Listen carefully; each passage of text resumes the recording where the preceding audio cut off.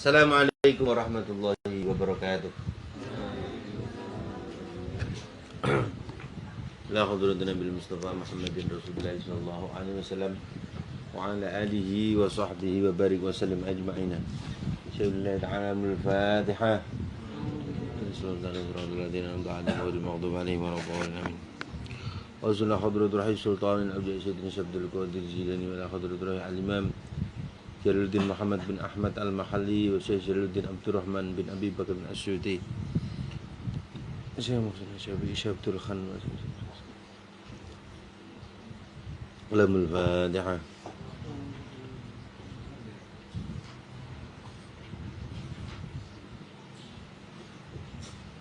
Sampai pada surat Al-Maidah ayat yang ke-68 ya, 68 ya.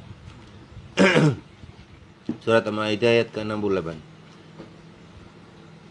A'udzu billahi minasy syaithanir rajim. A'udzu billahi minasy syaithanir rajim. Bismillahirrahmanirrahim.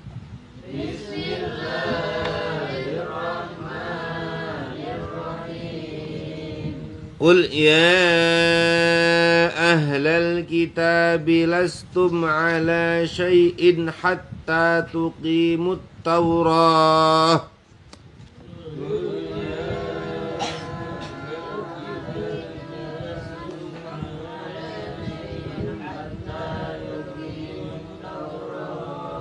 Hatta tuqimut Taurata wal Injila wa ma unzila ilaikum mir rabbikum. Hatta tuqimut Taurata wal Injila wa ma unzila ilaikum mir rabbikum. Wa la yazidanna katsiran minhum ma unzila ilaika mir rabbik wa la yazidanna katsiran minhum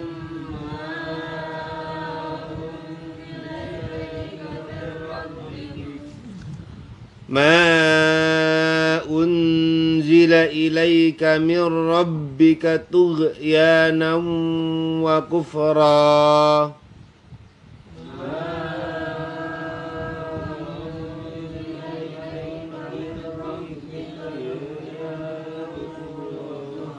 Fala ta'sa'ala. Jadi hamzah itu makhrajnya aqsal khalqi. Jadi tak itu harus terasa di sini ya. Tak itu harus terasa. Itu harus terasa di sini. Kalau di sini tidak menyentuh berarti tidak menyebutkan huruf hamzah. Tak itu harus tak itu harus di sini kerasa. Kalau di sini nggak terasa berarti belum nyampe makhraj ham. Fala tak itu harus terasa ya. Fala ta'sa'alal qaumil kafirin.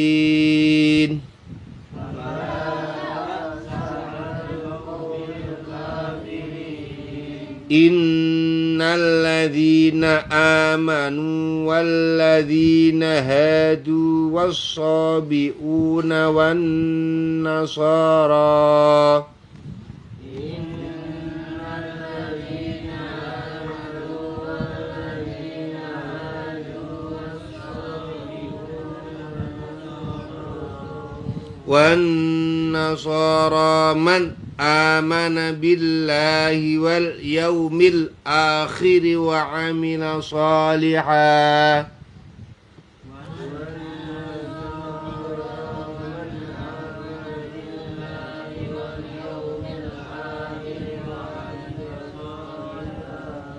Fala khawfun alaihim wala hum yahzanun.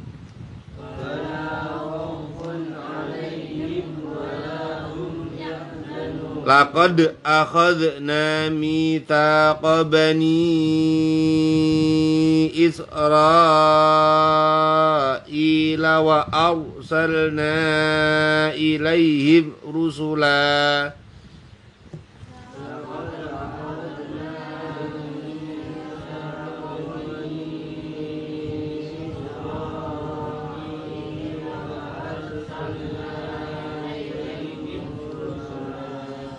Kullama ja'ahum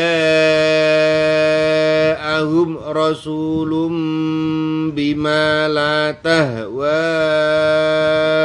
anfusuhum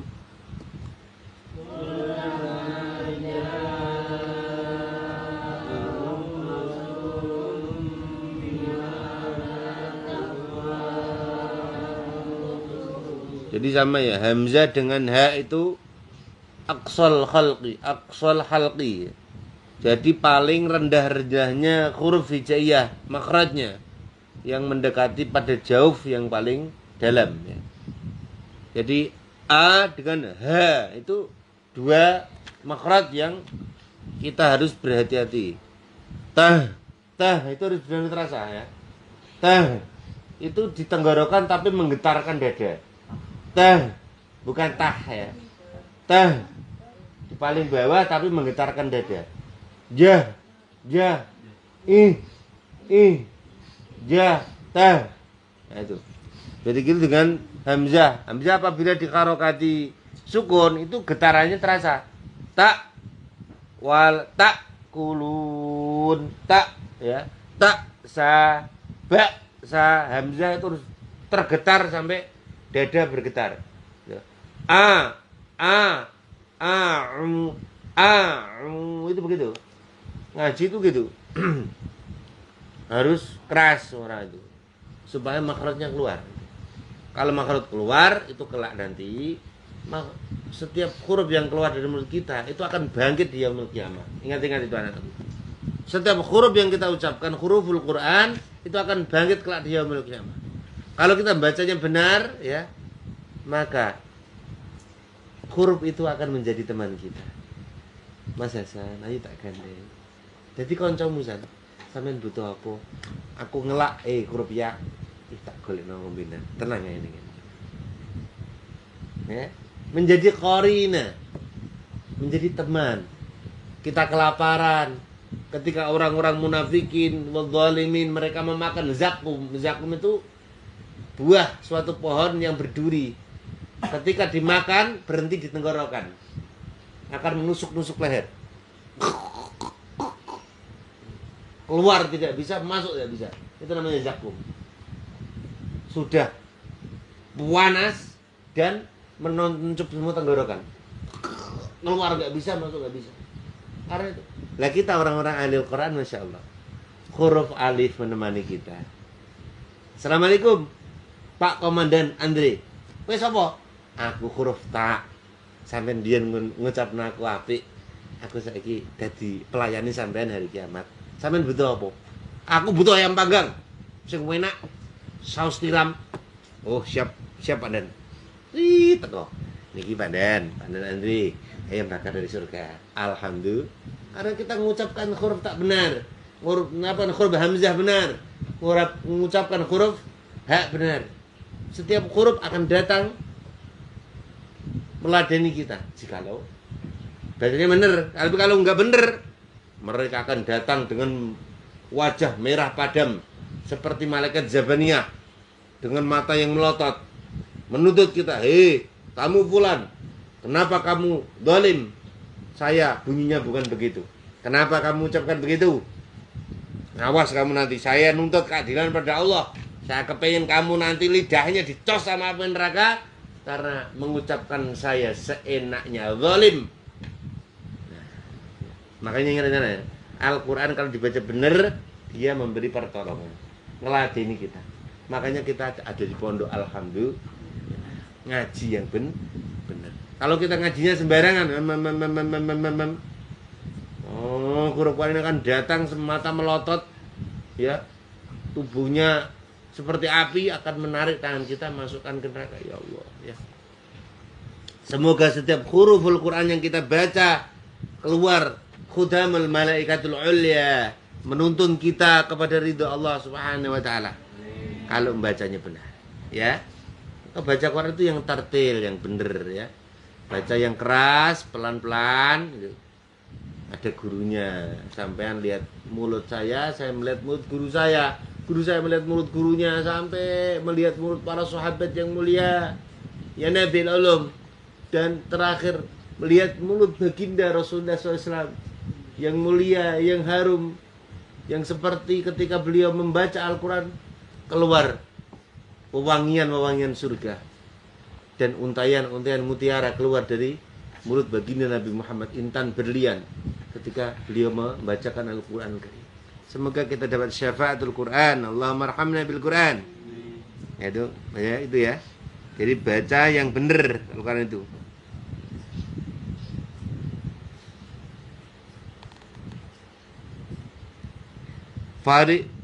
La tahwa anfusuhum fariqan kadzabu wa fariqan yaqtulun.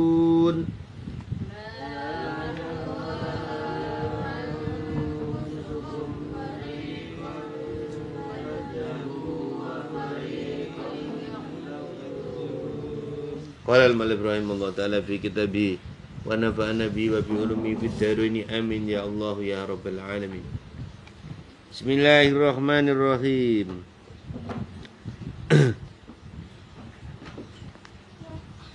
Kul ngendika sapa sira Muhammad ya ahlul kitab wong ahli kitab.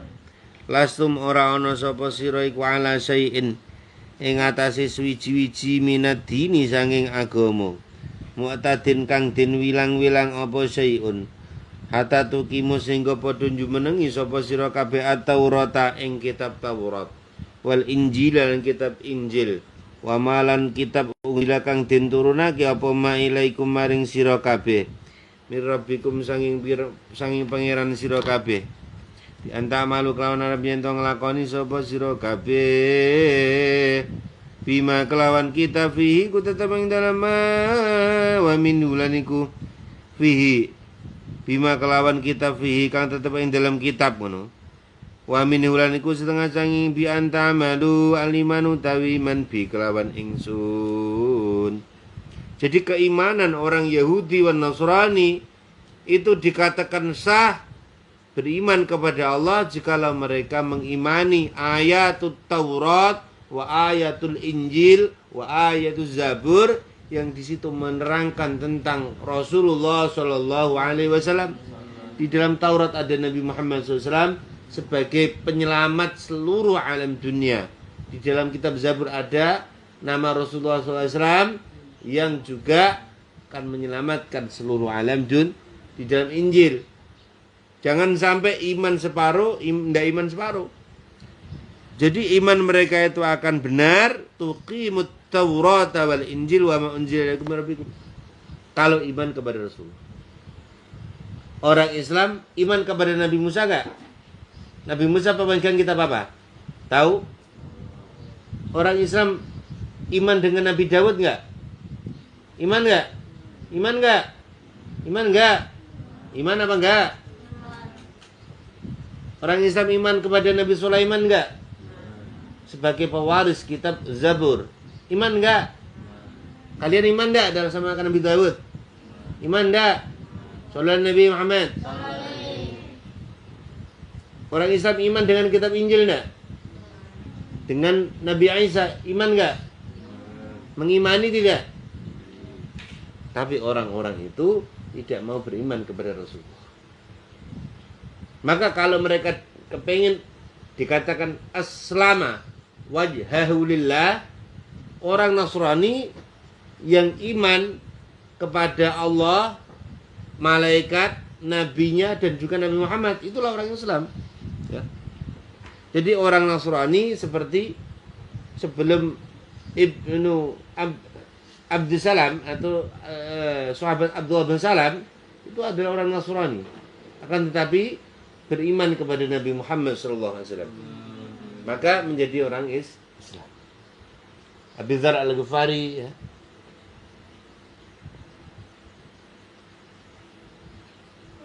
Kalau mereka benar-benar beriman kepada Rasulullah Shallallahu Alaihi Wasallam, maka mereka benar-benar diakui keimanannya terhadap kitab Taurat, Zabur, dan kitab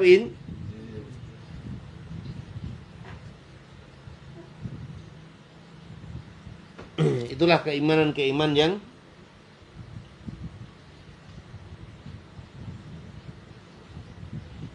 yang diterima oleh Allah Subhanahu wa taala.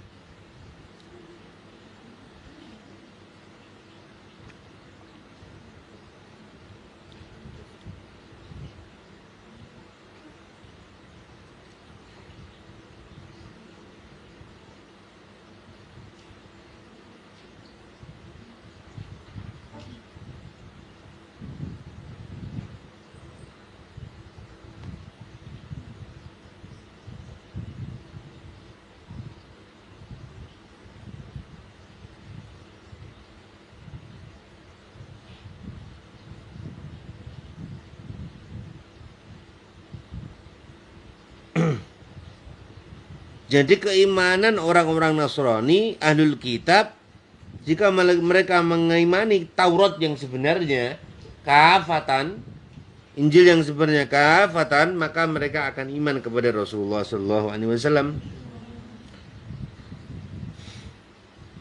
Wala yazid dan nalan bakal nambahi temen kasiran wong akeh minhum sangking ahlul kitab apa ma perkara ungzila kang tinturunake apa ma ilaika maring sira mirabika sanging pangeran sira minal qur'ani sangking Al-Qur'an.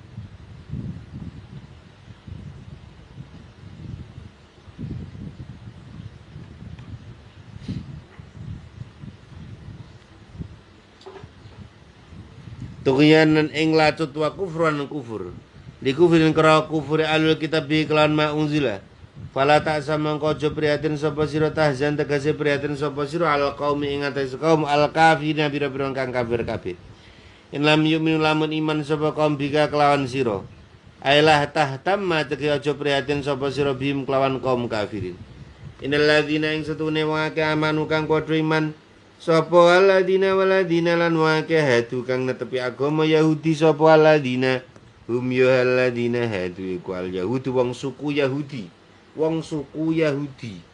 mubtada uniku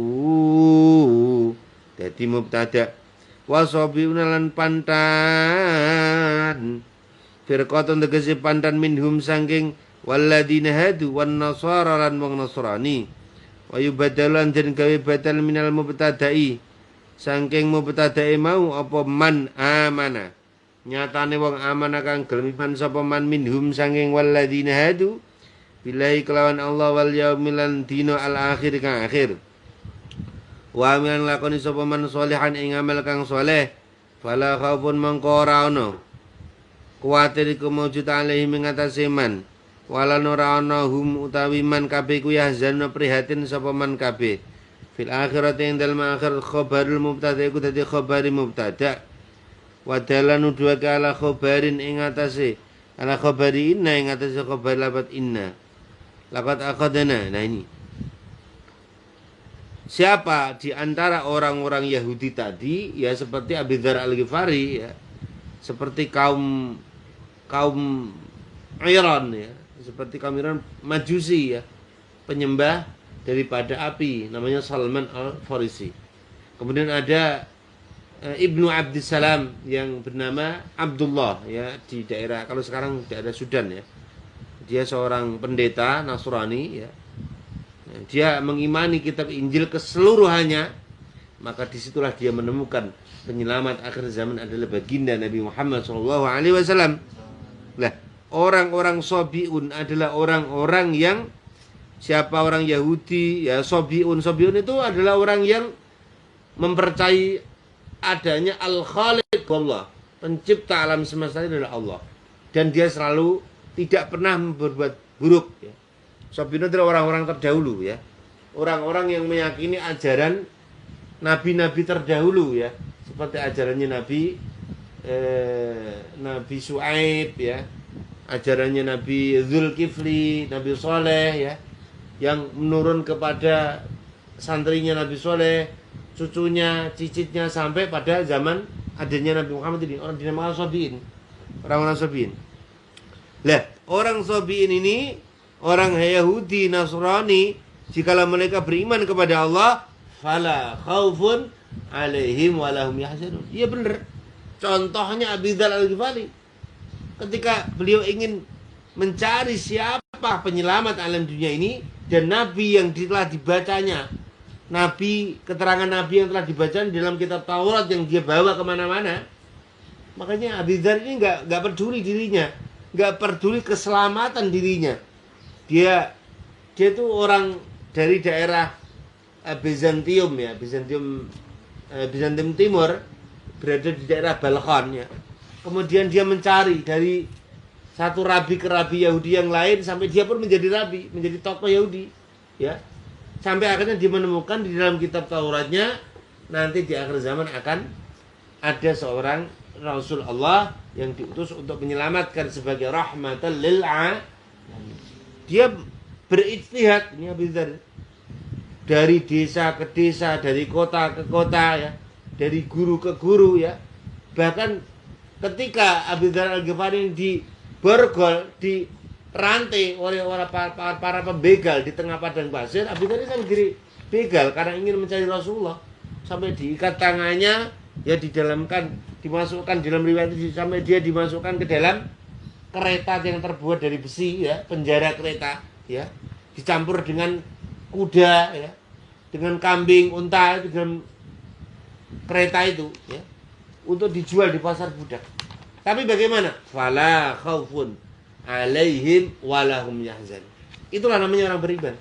Orang beriman itu sudah tidak ada rasa takut, rasa khawatir.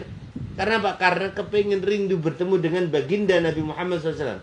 Walaupun saat itu belum tahu siapakah namanya Nabi itu, siapa belum tahu. Tapi di situ antar-antarnya sudah dikasih tahu. Di daerah Hijaz, ya, di daerah Yasrib, ya, ada nanti lahirnya mauliduhu bi Makkah wa hijratuhu bil Madinah wa sultanuhu bisyam. Itu di dalam kitab Taurat yang dia baca. Akhirnya dia cari sampai dia rela dalam keadaan diborgol ya, dirantai Abi Dzar di dalam perjalanannya, sampai dijual di pasar budak, sampai dijual dari tuan ke tuan ya, jadi budak, sampai akhirnya terakhir beliau dijual di pasar budak Madinah Al-Munawwarah. Saat itulah dia menemukan cahaya yang dia rindukan, yaitu baginda Nabi Muhammad SAW. Ini orang Yahudi yang kemudian menemukan cahaya, akhirnya bertemu dengan Rasulullah SAW, dan dia akan menjadi sahabat setia Nabi, menjadi pejuang pengumpul hadis yang sangat banyak. Itu Abi Dzar Al-Ghifari. Maka itu kalau orang sudah seperti itu, fala khaufun alaihim wala hum yahzanun. Orang itu yang sudah cinta pada Nabi gak akan takut. Ya seperti gambarannya itu. Dulu kan ada kisah seorang yang membunuh orang 99 orang, menggal kepalanya orang 99 orang. Sampai akhirnya bertemu seorang kiai, ditanya, "Pak Kiai, saya ini bisa diampuni enggak? Apa dosanya? Saya membunuh orang 99. Hah? Itu besar dosa. Gak bisa, kamu gak bisa diampuni. Dosamu terlalu besar. Saya gak bisa diampuni, Pak Kiai. Gak bisa. Kiai brengsek. Langsung dipotong sekalian kiainya. Ya Allah, genap menjadi 100. Akhirnya dia datang kepada Syekh Hasan Al-Basri. Syekh, gimana nih? Saya bisa nggak diampuni? Apa dosanya? Saya telah bunuh orang 100, Syekh. Banyak juga ya? Ya Syekh. Saya bisa nggak diampuni? Bisa. Terus gimana caranya, Syekh? Bisa nggak Allah itu ngampuni dosa saya yang telah memenggal 100 kepala manusia? Caranya gini. Kamu kan berangasan, suka marah, suka bertengkar. Kamu harus berpindah dari desamu yang suka gontok-gontokan, yang suka tawuran, suka minum-minuman keras, suka rebutan perempuan. Kamu harus pindah dari situ. Oh gitu caranya. Iya. Ini kamu tak kasih alamat ya. Tak kasih alamat, kasih tulisan. Kamu ke desa ini. Di sana tidak ada orang bertengkar, tidak ada orang saling gibah, tidak ada orang saling namimah, tidak ada orang saling menyakiti, mendolimi. Semua orang bersaudara, baik. Semua orang sholat, ibadah, baca Quran. Ini alamatnya. Kalau kamu berada di sana, kamu nggak akan temukan musuh di sana. Semua akan menjadi saudaramu. Jadi kamu tidak akan marah sama orang. Bisa karena semua orang di sana orang baik. Kamu lapar akan ada yang ngasih makan. Kamu bingung ada yang kasih nasihat. Oh gitu saya. Ini ya alamatnya ya, kamu sana. Kamu nanti di sana bisa tobat, bisa ibadah yang benar, jadi orang baik. Oh iya siap. Nah, orang ini akhirnya langsung jalan. Kepengin rindu ketemu tempat ahli taat ini. Saking rindunya nggak ikat. Ini menunjukkan orang yang sudah cinta kepada pertobatan, kepada Allah itu gitu. La khaufun alaihim. Sampai tidak ada rasa lapar, rasa haus, tidak ada. Tapi tubuh ini kan manusia. Tubuh kalau lapar butuh apa? Makan. Kerongkongan kalau harus butuh apa? Butuh mie. Tapi ini orang nggak memperdulikan. Rohnya kuat, tapi badannya lemah. Jalan, terus tubuhnya sudah nggak kuat, diajak jalan. Akhirnya orang ini mati di tengah-tengah perjalanan. Mati karena kehausan, dehidrasi, lapar, mati. Akhirnya bagaimana? Malaikat rahmat dan malaikat azab ingin berebut mengambil rohnya. Malaikat azab mengambil. Ini orang ini mau saya bawa kemana? Saya mau bawa ke alam penyiksaan. Loh, jangan dong. Ini buat saya. Kenapa buat kamu? Dia sudah mau tobat. Kan baru mau, belum tobat bener-bener. Enggak, kan orang mau tobat itu sudah tobat. Enggak bisa. Dia milik saya. Mau saya gecek-gecek di dalam alam penyiksaan. Nggak bisa, ini milik saya. Nggak bisa, ini milik saya. Mau saya beri rahmat di dalam alam bar? Nggak bisa, ini milik saya. Ini milik saya, rebutan. Nah, turunlah malaikat yang menengah-nengah. Udah, sekarang gini aja. Kita ukur aja, ini orang ini dekat mana? Dekat desa taat apa dekat desa maksiat? Diukur. Tek. Malaikat. Ternyata orang ini lebih dekat ke desa yang tak. Hanya dalam riwayat itu hanya selisihnya cuma sejengkal, segini, sakilan atau sebagainya. Lebih dekat ke desa. Oh, akhirnya Allah merahmatinya dan digolongkan dia orang-orang yang taubat kepada Allah. Ini, itulah fala khaufun alaihim walahum yahzanun.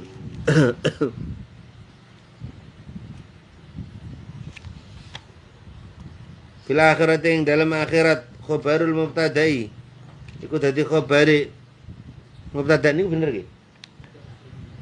Oh, lakon takon yen ngalap sapa ingsun misaka Bani Israil ing janjine kaum Bani Israil alal imani ngatasi iman billahi kelawan Allah wa rasulin bira-bira utusane Allah wa arsalna lan ngutus sapa ingsun ilaihim maring Bani Israil rusulan ing bira-bira utusan ulama ja ing dalam semangsane teko hum ing Bani Israil sapa rasulun utusan minhum saing rasulun bima kelawan barang la tahwa kang ora demen apa angpusum bira-bira atine Bani Israil.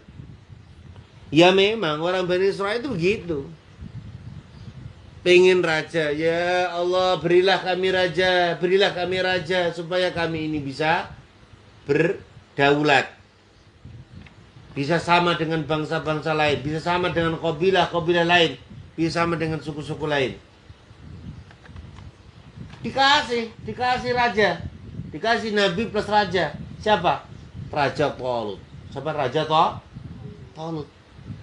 Raja Tolut ya bari kayak bapaknya Danu nih. Bikin lemari tok. Bikin kursi lapor itu.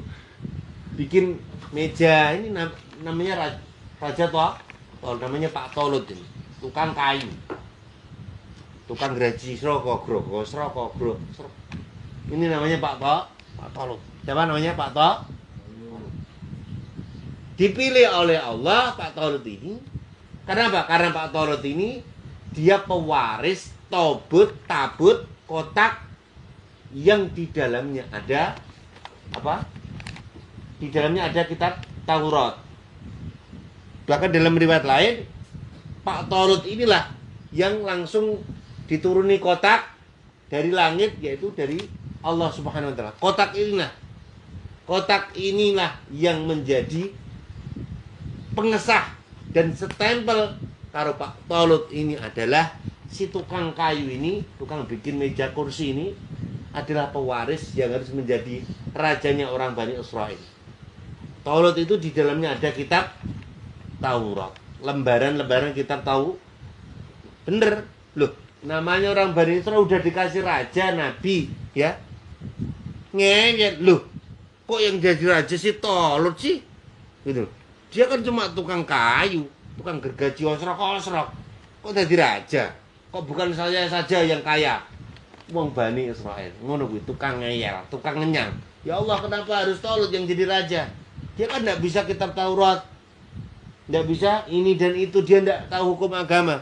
Hina Raja Tolut ini. Sebagai tukang kayu, tukang gaji osrok-osrok mau jadi raja. Padahal apa? Ternyata Pak Tolut ini orang yang menjadi kekasih Allah, ahli ibadah malam, ya. Sampai akhirnya dituruni tabut kotak yang di dalamnya ada apa? Ada kitab tahu.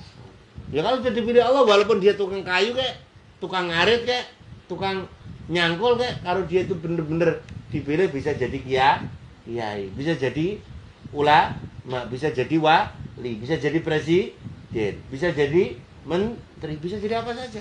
Itu karena Allah yang menakdir. Tapi orang Bani Israel ini mereka suka ngeyel. Suka apa?